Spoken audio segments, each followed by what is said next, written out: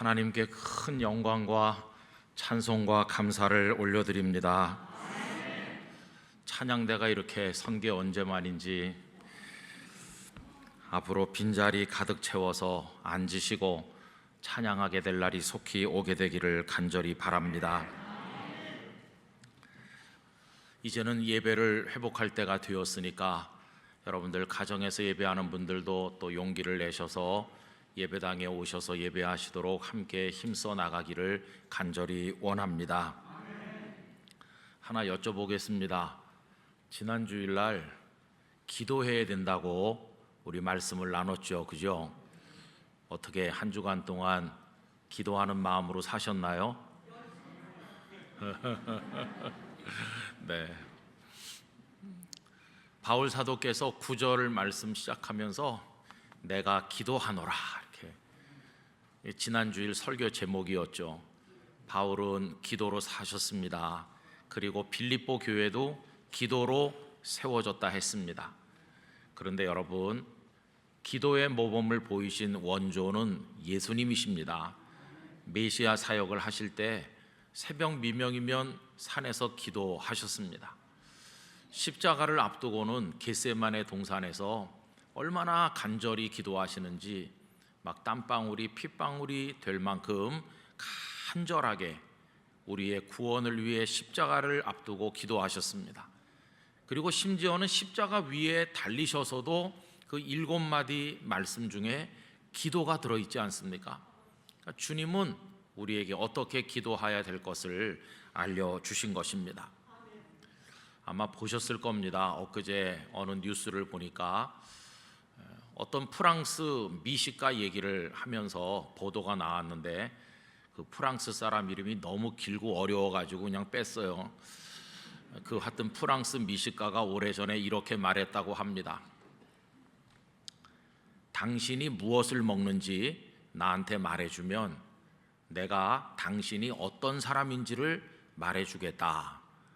여러분, 이건 무슨 말이냐 하면 어떤 사람이 먹는 음식이 그 사람을 결정한다 하는 뜻입니다. 그런데 오랜 세월이 지난 이후에 우리나라 연구진이 사람이 먹는 음식이 우리 몸의 면역 체계를 비롯해서 여러 가지를 결정짓는다는 것을 확인했다고 합니다. 그러니까 무엇을 먹느냐에 따라서 우리 몸이 결정되는 겁니다. 여러분, 우리 몸은 음식에 의해서 결정된다고 하는데 그럼 우리 영혼은 무엇에 의해서 다듬어지고 만들어질까요? 저는 오늘 그것을 기도라고 말씀드리고 싶어요. 여러분, 사람이 기도를 한다고 할 때 뭘 기도하느냐 하면 자기 마음속에 있는 생각을 기도하는 거 아닙니까? 그러니까 그 기도를 가만히 들어보면 아, 저분이 무슨 생각을 하면서 사는구나 알 수 있고, 또 가슴 깊이 묻어둔 간절한 소원을 기도로 아뢰는 거니까 아, 저분이 무슨 소원 가지고 무엇을 인생의 목적으로 삼아 사는구나 하는 걸 알 수 있지 않습니까? 그러니까 여러분, 마음속의 생각과 소원이 기도가 되는 것이고 또 그 사람은 그렇게 되길 원하면서 노력을 하기 때문에 결국은 그 기도한 대로 그 사람의 인생도 만들어진다는 것을 알게 됩니다. 그래서 여러분, 우리가 기도를 열심히 하는 것도 중요하겠지만 어떤 목적을 가지고 무슨 내용의 기도를 드리는가, 그게 너무도 중요하다는 것을 깨닫게 되는 것이죠. 오늘 읽은 9절, 10절, 11절은 바울 사도께서 빌립보 성도들을 위해 드린 기도인데 이건 단지 빌립보 성도들을 위한 기도일 뿐만 아니라 바울 자신의 기도이기도 하다고 생각합니다. 바울 사도께서는 자신도 이렇게 살기를 간절히 바라면서 기도하셨을 것이고 빌립보 성도들도 그렇게 살기를 원하는 마음으로 기도를 드렸으리라 하는 것입니다. 우리 이걸 보면 사도 바울이 평소에 무엇을 원하는지, 무엇을 위해 사셨는지, 자신의 인생이 어떻게 이루어지기를 원하셨는가 하는 것을 들여다볼 수 있죠.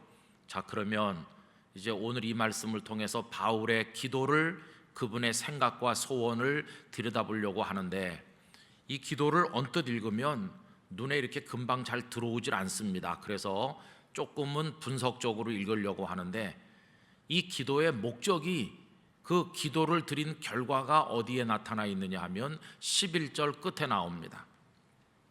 11절 끝에 어떤 말씀이 있습니까? 하나님의 영광과 찬송이 되기를 원하노라. 하나님, 이렇게 되게 하셔서 결론적으로 우리가 하나님께 영광 돌리고 찬송 돌리는 사람 되게 해 주시옵소서, 이거거든요. 방금 전에 우리 찬양대에서 여호와 하나님께 영광과 감사와 찬송을 돌리자고 하지 않았어요? 이게 바울의 소망이기도 했습니다. 저는요, 많은 기도가 있지만은 이 기도는 궁극의 기도라고 생각합니다. 우리 영락교회 성도들이 하나님께 영광과 찬송이 되시기를 바랍니다. 사실 우리 사람들은 그걸 위해서 지음받은 존재입니다. 하나님께서 우리를 지으신 목적이 하나님 영광 받으시려고요. 그래서 웨스트민스터 신앙고백 저 뒤에 붙어있는 부록 그 소요리 문답 제1문항을 잘 아시잖아요. 사람의 제1되는 목적이 무엇입니까? 사람의 제1되는 목적은 하나님을 영화롭게 하는 거, 하나님을 높이고 기쁨이 되는 거, 하나님께 영광 돌리는 거, 그거와 그분을 영원토록 즐거워하는 것입니다. 하나님이 계시다 하는 걸 생각하면서 우리 자신이 너무너무 기뻐하며 사는 거, 그게 사람의 제1되는 목적이라고 말씀하셨어요. 여러분, 생각을 해보면 사람이 언제 정말로 행복하냐 하면요, 하나님 아버지 앞에 있을 때입니다. 이거는 어린 애가 아빠 엄마 앞에 있을 때 제일 행복한 것과 똑같습니다. 아빠 엄마가 먹여주죠, 보살펴주죠, 사랑해주죠. 그 앞에서 재롱 부리면서 부모님께 기쁨 낼 때 그 아이가 사실은 가장 행복한 거죠.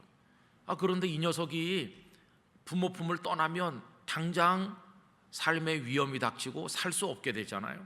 우리도 그렇습니다. 하나님 아버지 앞에 있을 때, 하나님께 기쁨이 될 때, 하나님께 영광 될 뿐만 아니라 우리도 가장 행복하다 하는 것을 잊어서는 안 되는 것이죠.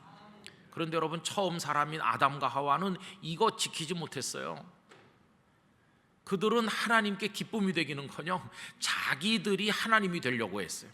사단이 와서 이 선악을 알게 하는 나무 열매 따먹으면 네가 하나님 된다 이렇게 말하는데 그만 넘어가서 아담도 하와도 그거 먹고 범죄하여 타락했습니다. 그 순간은 마치 어린 애가 부모 품을 떠나는 것과 같았는데, 그렇게 되니까 당장 그들에게 멸망의 나락으로 추락하는 고통이 찾아오게 되지 않았습니까? 여러분, 이게 인류가 안고 있는 아주 심각한 문제죠. 그런데 여기 놀라운 반전이 일어납니다. 그 반전을 일으키시는 분은 하나님 아버지시고, 그 반전을 가져오시는 하나님의 마음은 우리를 향한 뜨거운 사랑입니다. 하나님께서 추락하는 우리들을 사랑으로 받쳐 올리시는 거예요. 이게 구원해 주시는 것입니다. 그럼 하나님은 저 수렁에 빠져 허우적대는 우리를 구원하시기 위해서 무엇 하셨나요? 그냥 밧줄 한 가닥 아니면 구명보트 하나 뭐 이렇게 던져주신 겁니까? 아닙니다. 하나님은 그렇게 한 가닥 밧줄이나 던져주시고 끝낸 분이 아니시고, 당신 자신이 뛰어 들어오셔서, 사람이 되어 뛰어 들어오셔서 우리를 꺼내주신, 모든 걸 우리를 위해 주심으로 우리를 구원하신 겁니다. 예수님이 이 땅에 오셔서 십자가 우리 대신 지시고 피 흘려 우리 죄를 깨끗이 씻어주셨고, 부활하심으로 우리를 사망에서 생명으로 옮겨주신 것이에요. 이 하나님께서 우리에게 주시는 구원이죠. 그런데 사람은 너무나 어둠에 갇혀있고 깨달음이 없고 마음이 닫혀서 하나님께서 자신을 얼마나 사랑하는지를 알질 못해요. 어린애가 부모님이 나를 얼마나 사랑하는지 그거 모르고 사는 것과 똑같아요. 그런데 성령님께서 우리 속에 들어오셔서 우리를 미몽에서 깨어나게 하시는 겁니다. 눈을 뜨게 하시고 보게 하시고, 그리고 마음이 열리게 하시고 굳어진 마음을 풀어주셔서 조금씩 알게 해주셔요. 무엇을요? 하나님 날 사랑하시는구나. 이걸 알게 해주시는 거예요. 저는요, 믿음이 성장한다는 건 우리를 향한 하나님의 사랑을 깨달아가는 그 폭이 점점 넓어지는 것을 말한다고 생각합니다. 전에는 당연한 줄 알았고 내가 노력한 줄 알았던 모든 것들이 하나님의 은혜요 사랑이라고 하는 것을 조금씩 더 풍성하게, 더 분명하게, 더 확실하게 깨달아가는 것, 그게 바로 믿음이 성장하는 겁니다. 그래서 하나님의 성령이 충만하면 충만할수록 하나님의 사랑을 더 감격적으로 알게 되고 기뻐하고 감격해서 눈에 눈물이 흐르고 그렇게 되는 것이죠. 우리 성도 여러분, 하나님께서 우리를 사랑하신다는 게 성도님들의 심령 속에서 깨달아지기를 원합니다. 이렇게 되면 이제 좀 달라지는 거죠. 어떻게 달라지냐면 인생에 전환이 오는데요, 그 탕자가 아버지 재산 받아가지고 집 나갔잖아요. 그래가지고 자기 멋대로 살았잖아요. 우리들도 비슷하게 사는데 하나님께 기쁨 되려고 사는 게 아니라 나 기쁘게 하려고 살죠. 그게 욕망 아닙니까? 겉으로는 거룩한 비전인 것 같이 포장지로 잘 쌌지만 그 속에 열어보면 다 내 욕망이, 더러운 욕심이 그 속에 있는 거죠. 그렇게 살던 우리가 하나님께서 날 정말 사랑하신다는 걸 알게 되면 이제 달라지는 거예요. 그 탕자가 집에 돌아와가지고 품꾼 중에 하나로만 써줘도 너무 감사할 판인데 내 아들아 그러면서 안아주시고 사랑해주시는 그 아버지의 사랑을 아는 순간 이 아들의 마음속에 어떤 생각이 들었을까요? 내가 이제는 생명 있는 그날까지 아버지를 기쁘시게 해야 되겠다, 이렇게 생각하지 않았겠어요? 여러분, 이런 마음의 전환이 우리에게 나타나면 이제 우리 자신을 위해 살겠다는 생각 버리고 내 욕망을 버리고 이제는 무엇을 위해 살게 될까요? 하나님께 영광과 찬송이 되기 위하여 살게 되는 것입니다. 인생의 목적이 확 달라지는 것이죠. 그런데 여러분, 이 얘기가 바울의 고백입니다. 그분이 예수님을 믿는 사람 핍박하면서 하나님의 원수로 살았잖아요. 그런데 그가 다메섹 도상에서 예수님 만나면서 성령께서 그의 마음의 눈을 밝혀주시는 거예요. 그가 앞을 못 보고 쓰러졌는데 그 순간 영혼의 눈은 떠지게 되었고 내가 하나님의 원수처럼 살았다는 거 알게 되었고, 그리고 주님이 얼마나 자신을 사랑했으면 이렇게 불러주시는가를 알게 되었을 때 그는 이제 더 이상 그렇게 살지 않기로 결심했어요. 방향을 전환했어요. 그래서 그는 하나님의 영광을 위해 자신의 생애를 드리기로 결심하게 되었는데, 그래서 우리 영락교회 성도들 다 좋아하시는 말씀일 거예요. 고린도전서 10장 31절 말씀, 우리 화면 보면서 다 같이 읽어보겠습니다. 그런즉 너희가 먹든지 마시든지 무엇을 하든지 다 하나님의 영광을 위하여 하라. 잘 아시는 말씀이죠. 뭘 먹든지, 오늘 점심 잡수시면서 이거 먹어도 되는 건가? 먹는 건 뭐 되게 별 문제가 안 되는데 마시든지, 이건 좀 가끔 문제가 돼요, 그죠? 이상한 줄을 가까이 하는 분들이 많이 있거든요. 건강도 안 좋고, 또 무엇을 하든지 뭐 내가 하고 싶은 말 하는데 이렇게 하면서도 이제는 생각해 봐야 돼요. 내가 이런 말 해서 하나님께 영광 될까? 내가 이런 행동해서 하나님께 기쁨이 될까? 이제 생각해 봐야 되는 거죠. 근데 이 고린도 전서 10장 31절 이 말씀은 고린도 교회 성도들에게 하신 말씀이라기보다는 바울 자신의 고백이죠. 그리고 이제 오늘 읽은 이 빌립보서 말씀 11절 끝에도 하나님께 영광과 찬송되길 원한다고 기도하는 건 다 이게 같은 겁니다. 그렇죠? 여러분, 예수님을 믿는 하나님의 사람은 그가 어떤 사람이든지 하나님께 영광과 찬송이 되어야 할 줄로 믿습니다.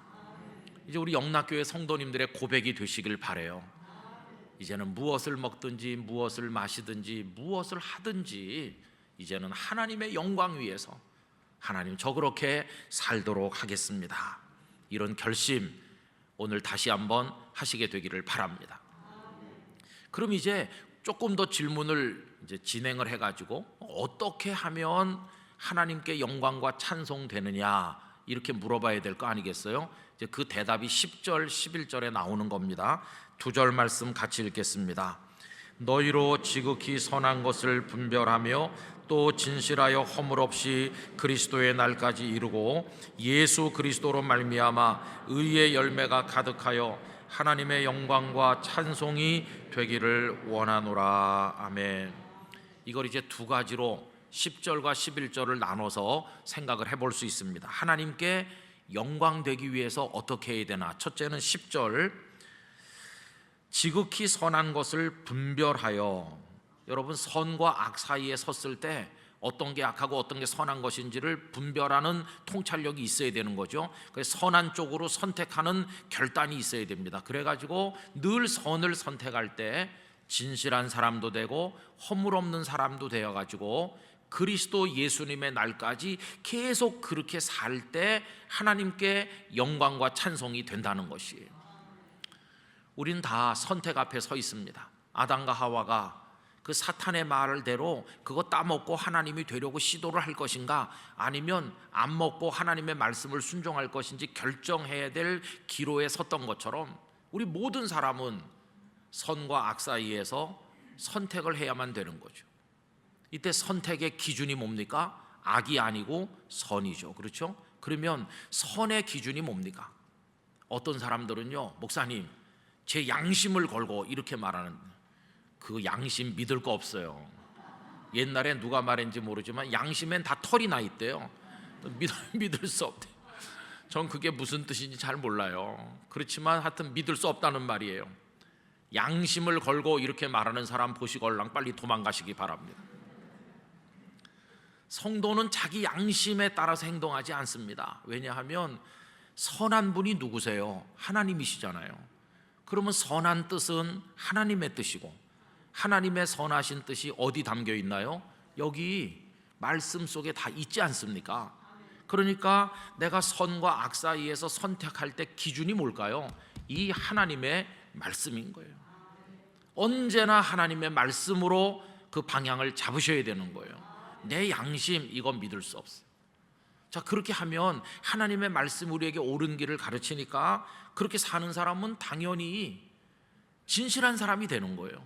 허물이 없는 사람이 되는 거 아닙니까? 그래서 요 10절을 제가 쉬운 성경으로 다시 한번 읽어드리면 더 분명해지죠.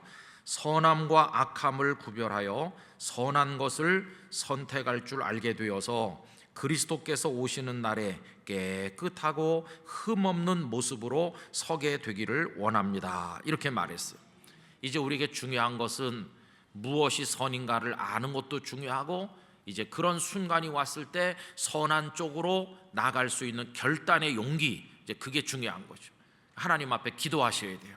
하나님 망설이지 않게 해주시고 악으로 끌리지 않게 해주시고, 무엇이 선인지 말씀을 통해 알게 됐으면 그쪽으로 담대하게 나갈 수 있는 용기를 저에게 주시옵소서. 이렇게 우리가 기도를 드려야 되는 것이죠. 자, 이래가지고 언제까지 그렇게 하라고 말합니까? 그리스도의 날까지. 여러분, 그리스도의 날까지, 이 비슷한 표현이 6절에도 나오는데 무슨 날을 말하는 것일까요? 우리가 예수님 만나는 그날을 말하는 거죠. 예수님 언제 만나나요? 두 가지죠. 하나는 주님이 재림하여 오셔서 만나든가, 아니면 내가 이 땅의 삶을 다 살고 난 그날 우리 각자가 주님 앞에 가서 만나던가, 둘 중에 하나잖아요. 어떻게 표현하든지 간에 내 생명이 있는 마지막 순간까지 선을 택하고 진실하고 허물 없는 사람이 되어서 우리 주님을 만나야 된다는 걸 가르치고 있어요. 그렇게 할 때 하나님께 영광과 찬송이 된다는 것이, 내가 방금 목욕하고 새 옷 싹 갈아입고 나왔는데 거울 앞에 서서 보니까 여기 뭐가 묻어 있더라. 그러면 뭐 이런 것 좀 하나야 그러면서 나가시겠어요? 아니잖아요. 다 닦아내잖아요. 우리 영혼에 더러운 오물과 흠집이 남지 않도록 진실하고 허물 없는 그리스도인으로 영락교회 성도들께서 우리 주님 만나시게 되기를 바랍니다. 그렇게 살라는 거죠.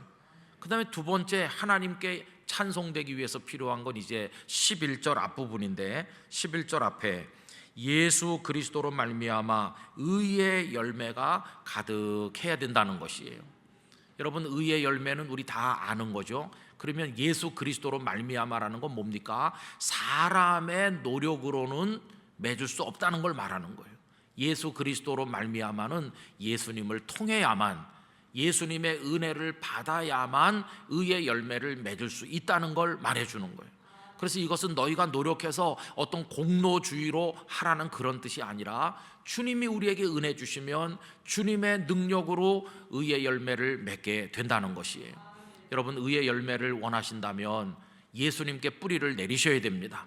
예수님으로부터 영양분을 받아들이면 그 예수님의 자양분이 우리에게 힘이 되어서 의의 열매, 성도가 맺어야 될 열매를 맺게 하여 주실 줄로 믿습니다. 오직 예수님입니다. 오직 예수님. 그렇게 해서 열매를 맺으면 하나님께 영광과 찬송이 된다는 것이요. 자, 그러면 이제 기도가 어디서 시작됐습니까? 9절에서 시작됐죠. 9절로 다시 거꾸로 올라가 보겠습니다. 9절은 어떻게 시작되느냐 하면, 내가 다음과 같이 기도합니다 하면서 무슨 단어가 나오나요? 사랑이라는 단어가 나오죠. 너희 사랑을, 이렇게 하죠. 여러분, 하나님께 영광과 찬송이 되고 싶은 마음은 어디서 나오는 것일까요? 사랑하는 마음에서 나오는 것입니다. 사랑하는 마음에서. 내가 어떤 사람에게 기쁨을 주고 싶다, 그건 무슨 뜻입니까? 내가 그 사람을 사랑한다는 뜻이에요. 막 지금 연애를 하면서 사랑이 끌어올라서 방금 헤어졌는데 또 보고 싶고 늘 같이 있고 싶은 청춘 남녀가 있다고 할 때 상대방을 기쁘게 하기 위해서 많은 노력을 하잖아요. 바쁘고 힘든데 그런 노력을 왜 합니까? 대답 하나가 분명하잖아요. 사랑하니까. 사랑하면 그 사람을 기쁘게 해주려고 노력하게 돼요. 사랑하지 않으면 아무 노력도 안 하게 돼요. 여기 사랑은 누구를 향한 사랑일까요? 하나님을 향한 사랑입니다. 하나님을 사랑하면 사랑할수록 하나님께 기쁨이 되고 싶다는 생각이 막 끌어오르는 것이에요. 어떻게 하면 하나님을 영화롭게 할 수 있을 것인가, 바로 그거거든요. 그런데 그 사랑이 우리 속에서 다듬어져야 되는 것이죠. 그래서 여러분, 그 9절을 계속 읽어보면, 너희 사랑을 점점 더 풍성하게 하사 그랬는데, 사랑이 풍성하게 되는 방법이 거기 두 가지 나오죠. 하나는 지식이고 하나는 총명이죠. 지식과 모든 총명으로 사랑이 더 풍성하게 된다, 이렇게 말씀하고 있어요. 여러분, 이걸 제가 공동 번역으로 읽어보겠습니다. 내가 여러분을 위해서 기원하는 것은 여러분의 사랑이 참된 지식과 분별력을 갖추어 점점 더 풍성해져서, 이렇게 돼 있어요. 사랑과 지식은 되게 좀 잘 안 어울리는 조합으로 얘기됩니다. 왜 그러냐 하면요, 지식이 많은 사람, 똑똑한 사람, 아는 게 많은 사람은요 자꾸 따지길 좋아해요. 자꾸 지적하고 따지니까 푸근하게 감싸 안는 사랑이 되기가 힘들잖아요. 그죠? 사랑과 지식은 좀 서로 좀 갈등하는 것처럼 표현될 때가 많은데, 여기서 말하는 지식이나 총명은 그런 뜻이 아니고, 너 하나님 사랑하니? 그러면 하나님을 어떻게 해드려야 기뻐하는지 너 알아? 이렇게 물어보는 걸 말하는 거예요. 우리가 부모님께 효도한다고 할 때 그냥 아무거나 앵겨드린다고 좋아하시나요? 아니죠. 부모님이 원하시는 게 있잖아요. 우리 부모님이 무엇을 원하실까, 그거를 아는 거, 그게 지식이고 그게 총명이죠. 우리 부모님이 뭘 원하시는지 알아야 그 다음에 내가 그 아는 대로 할 때 그 사랑이 성숙한 사랑이 되고 아름다운 사랑이 되는 거와 마찬가지로, 하나님을 영광스럽게 한다고 해서 그냥 내 식대로 막 하는 건 아니에요. 하나님께서 나에게 원하시는 게 뭘까, 그걸 꿰뚫어보는 거룩한 지식, 거룩한 총명이 우리에게 있어야 됩니다. 그래서 그걸 깨닫는 대로 하나님을 위해서 우리가 살아갈 때 하나님께 기쁨이 되고 찬송과 영광이 된다 하는 그런 말씀이죠. 그래서 여기 9절 말씀은 사랑이 지식과 총명으로 풍성하게 되어서, 하나님을 위해서 나 하고 싶다, 이런 마음이 막 끌어올라가지고, 그래서 이제 하나님께 영광과 찬송이 되기 위한 구체적인 삶을 살아나가는 거죠. 우리 영락교회 성도님들, 하나님을 얼마나 사랑하시나요? 사랑이란 감정은 강요될 수 없어요. 붙들어다 놓고 멱살 잡고 너 나 사랑한다고 말 안 하면 가만 안 두겠어? 그런다고 사랑이 솟아납니까? 사랑은요 절대 강요된 감정이 아니에요. 이게 우러나야 돼요. 노력해서 우러나는 게 아니라 저절로 우러나야 됩니다. 하나님을 향한 사랑이 우리 속에 저절로 우러나는 비결이 하나 있어요. 그게 뭐냐 하면 먼저 하나님의 사랑의 맛을 많이 보면요 감동돼 가지고 저절로 사랑이 일어납니다. 이렇게 좋으신 나의 하나님을 내가 어찌 사랑하지 않을 수 있겠나? 그 하나님의 사랑의 품속으로 깊이 들어갈수록 하나님을 사랑하는 마음이 막 솟아나게 돼 있어요. 이제 나는 하나님께 기쁨이 되고 싶다. 그래서 이제 그런 마음으로 뭘 하게 됩니까? 아까 10절에 있는 것처럼 선과 악 사이에서 선을 선택하고, 그래서 언제나 진실하고 허물 없이 우리 주님 만나는 날까지 살려고 노력을 하게 되는 것이고, 그리고 그분이 주시는 은혜를 통해서 의의 열매를 많이 맺으려고 주님의 은혜를 사모하게 되잖아요. 이게 성도가 살아가는 모습이라는 것을 알려주는 것이죠. 저는 요새 이제 우리 시대를 보면서 너무 캄캄해진다, 너무 어둡잖아요. 혼란스럽구나. 그래서 자꾸 근본적 질문을 저 자신에게도 하게 됩니다. 이런 거죠. 너는 진실한 그리스도인인가?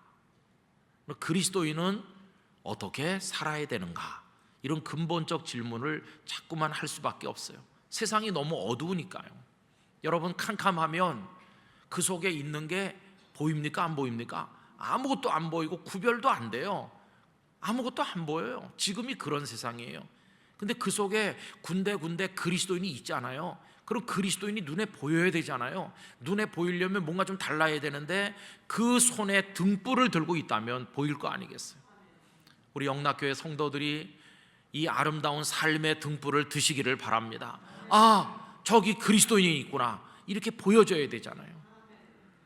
그래서 오늘 여기 나오는 것은 기도지만, 기도라기보다는 이렇게 살고자 하는 소원이 그 속에 담겨 있는 것이니까 기도인과 동시에 삶이라고도 말할 수 있어요. 여러분, 이렇게 기도하고 우리도 이렇게 살게 되기를 간절히 기원합니다. 이제 오늘 말씀이 다 머릿속에 어느 정도 정리되셨으니까 우리 9절부터 11절을 천천히 같이 읽어보도록 하겠습니다. 내가 기도하노라 너희 사랑을 지식과 총명으로 점점 더 풍성하게 하사 너희로 지극히 선한 것을 분별하며 또 진실하여 허물 없이 그리스도의 날까지 이르고 예수 그리스도로 말미암아 의의 열매가 가득하여 하나님의 영광과 찬송이 되기를 원하노라. 할렐루야. 이제는 이 기도가 잘 머릿속에 정돈되셨을 거라고 믿습니다. 이제는 이렇게 기도하시기 바랍니다. 그리고 이렇게 사시기 바랍니다. 여기 오늘 말씀이, 아유 목사님 내가 예수 믿은 지 50년인데 난생 처음 듣는 얘기예요. 그런 게 있습니까? 너무너무 잘 아시는 얘기예요. 이제는 그게 우리의 진실된 기도가 돼야 되고요. 기도했으면 또 그렇게 살아야 되고, 또 그렇게 살면서 계속 또 그렇게 기도해야 되고, 삶과 기도가 한 덩어리로 이렇게 뭉쳐가지고 우리 주님께 기쁨이 되기를 원하는 것입니다. 잠시 후에 부를 찬양은 우리 예배 시작할 때 주로 많이 불렀던 그런 찬송가인데, 우리 하나님께 예배를 통해 영광 돌리며 삶을 통해 예배를 드리고 영광 돌려야 되지 않겠어요? 그런 마음으로 우리 영락교회 성도들이 어느 곳에 갔다 와도, 어느 곳에 계시든지 무슨 일을 하시든지 우리 하나님께 영광과 찬송이 되시기를 간절히 기원합니다. 기도하겠습니다. 아버지 하나님, 어둠 속에 섞여서 눈에 보이지도 않고 악을 선택하고 욕망을 따라 살고 하나님께 기쁨 되길 원하지 않고 우리 자신을 기쁘게 하려는 욕망의 노예가 되어 그렇게 살았던 저희들인 것을 회개합니다. 원하옵건대 오늘 이 본문의 말씀처럼 기도하게 하시고 기도한 대로 살아가게 하여 주시옵소서. 하나님의 사랑이 저희를 감동시켜서 하나님을 향한 사랑이 저희 안에 끓어오르도록 복을 주옵소서. 예수님의 이름으로 기도드리옵나이다. 아멘.